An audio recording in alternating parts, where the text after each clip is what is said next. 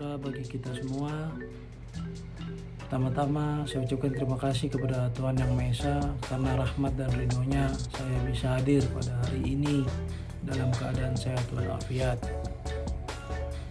Pertama-tama izinkan saya untuk memperkenalkan diri. Nama saya Komarul Zaman, jurusan manajemen kelas 7 NPM 19111001 34 175.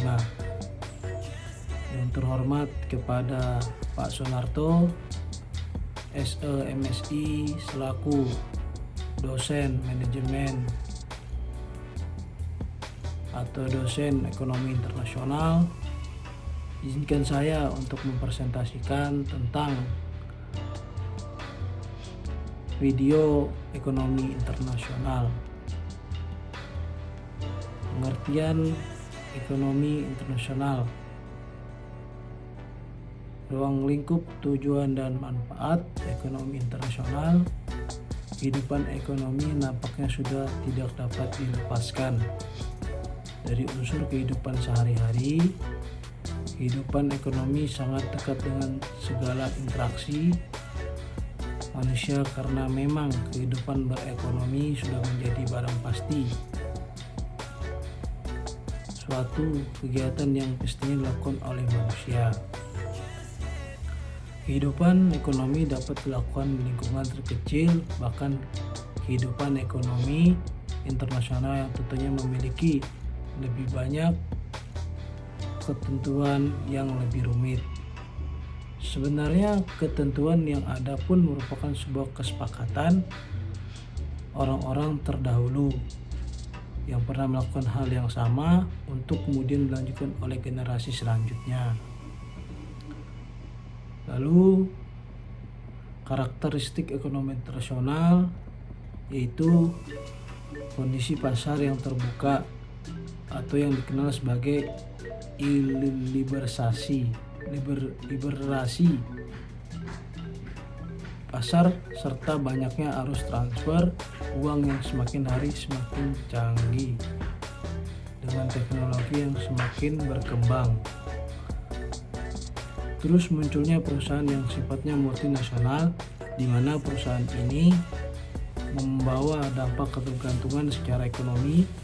Perusahaan ini membawa dampak ketergantungan secara ekonomi terhadap negara yang memiliki perusahaan tersebut.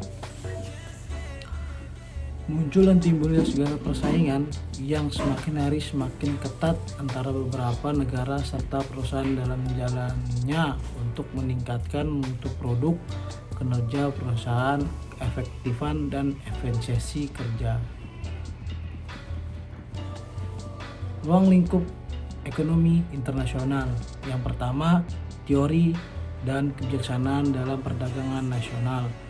Yang kedua, teori serta kebijaksanaan dalam bidang keuangan, juga monitor dunia internasional. Pembentukan organisasi dan unit kerjasama ekonomi internasional, berdirinya perusahaan-perusahaan multinasional.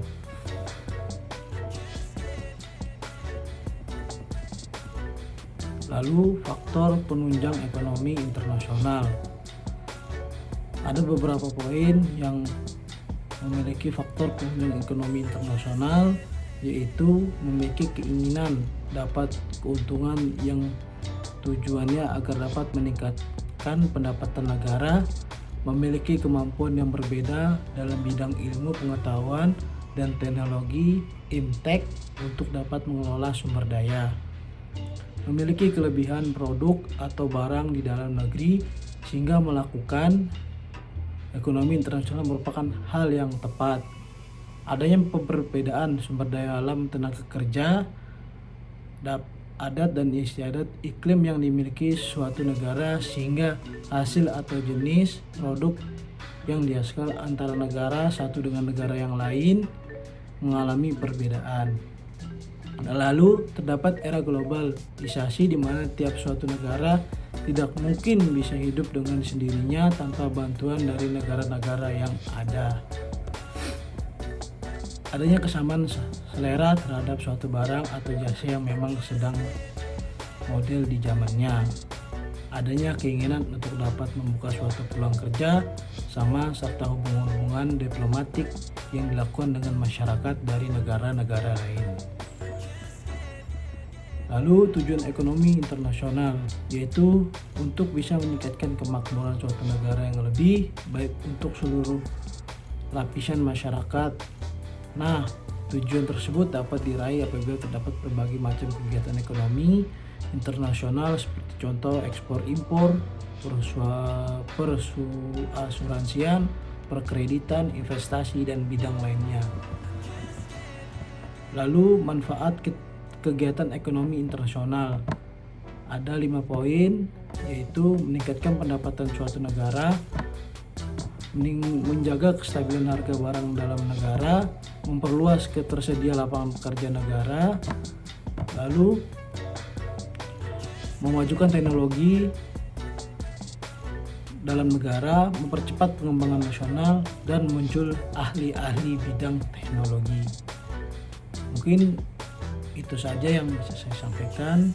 Selebihnya saya mohon maaf bila ada kata-kata yang salah atau penyampaian yang salah, mohon dimaafkan.